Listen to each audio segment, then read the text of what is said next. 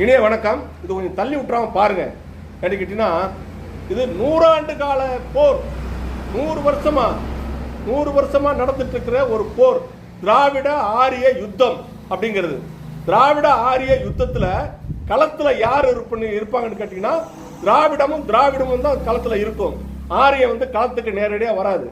ஆரியம் மறைஞ்சு நின்று தான் போர் புரியும்.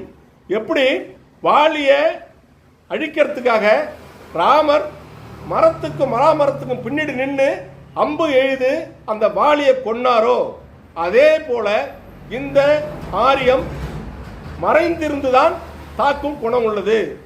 நம்ம கையை எடுத்து நம்ம கண்ணே ஈஸா குத்திட்டு போடுவாங்க. அது நமக்கு தெரியாது. ஆரியத்தோட முக்கியமான குணாதிசயம், முக்கியமான கொள்கை வர்ணாசிரம கொள்கை. கடவுளே எல்லா ஜாதிகளையும் வர்ணத்தையும் கடவுளே படிச்சாரு.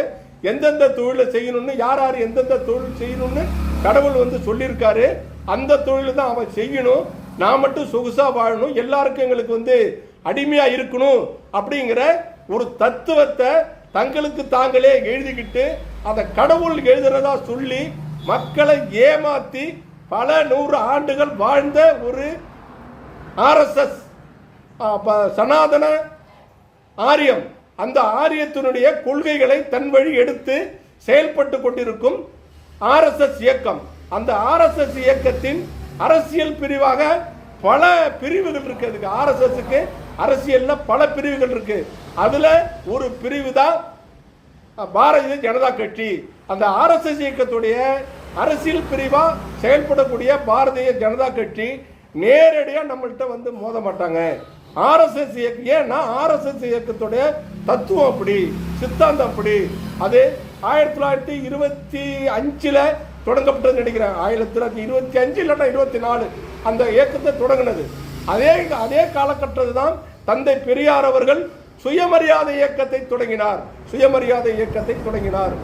அதற்கு 10 ஆண்டுகளுக்கு 12 ஆண்டுகளுக்கு முன்னர் திராவிடர்கள், அப்போ திராவிடர்கள் பிராமணர்கள் அல்லாத இயக்கம்னு 1912 பிராமணர் அல்லாதோர் இயக்கம் அப்படின்னு ஒரு இயக்கத்தை தொடங்கினாங்க.